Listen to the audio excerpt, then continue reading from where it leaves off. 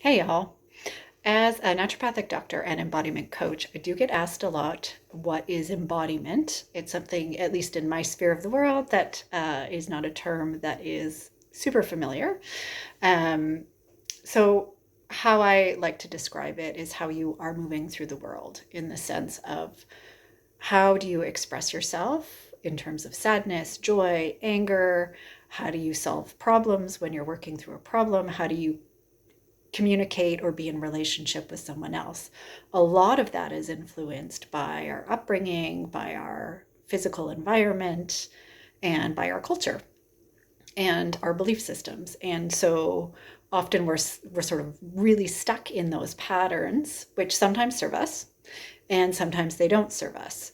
And so part of embodiment coaching is bringing awareness to these patterns that may or may not be obvious to you, and looking at creating a new pattern or a new body shape or a new way of walking, sitting, standing through the world, and seeing how that shifts our perspective and how that may build our range in a different way.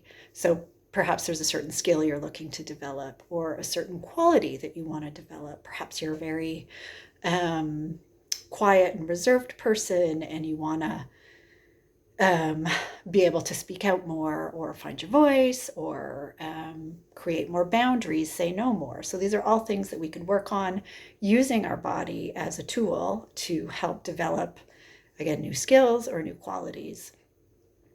So that's one way that we can do it. And so a simple thing that we could look at as a practice right now would be just to check in with ourselves. What's your state currently?